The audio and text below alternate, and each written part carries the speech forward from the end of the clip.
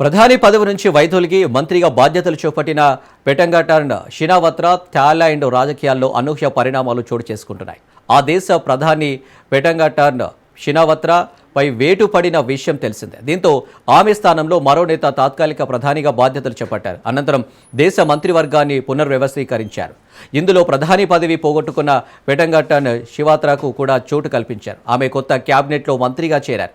Thailand రాజు మహావజిరలాంగ్కోర్న్ ఆమోదంతో గురువారం పెటంగటన్ షినావత్ర మంత్రిగా ప్రమాణ స్వీకారం చేశారు. ఆమెకు సాంస్కృతిక శాఖ బాధ్యతలను అప్పగించారు. ఇక థాయిలాండ్కు ఒక్కరోజు తాత్కాలిక ప్రధానిగా సూర్య జంగ్రుంగ్ రియాంగ్ కిట్ బాధ్యతలు చేపట్టిన విషయం తెలిసిందే. ఆ తర్వాత ప్రస్తుతం హోంమంత్రిగా ఉన్న ఫామమ్త్ వెచైచాయ్కి తాత్కాలిక ప్రధానమంత్రి బాధ్యతలు అప్పగించే అవకాశం ఉన్నట్లు తెలుస్తోంది.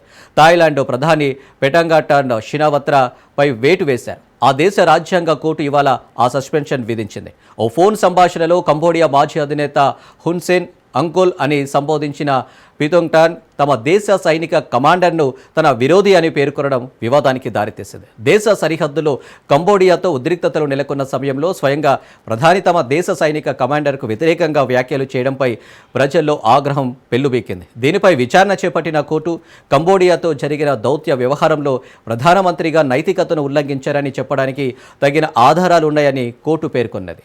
ప్రధానమంత్రి పదవి నుంచి తప్పిస్తూ రాజ్యాంగ కోర్టు 7-2 తేడాతో తీర్పును వెలువరించింది. కంబోడియాతో బోర్డర్ చర్చలు నిర్వహిస్తున్న వేళ షినావత్ర తన విలువలు మరిచినట్లు కన్సర్వేటివ్ సెనేటర్లు ఆరోపించారు. రాజ్యాంగ తీర్పును సవాల్ చేస్తూ మరో 15 రోజుల్లోగా ప్రధాని షినావత్ర తన వాదనలు వినిపించుకోవాల్సి ఉంటుంది.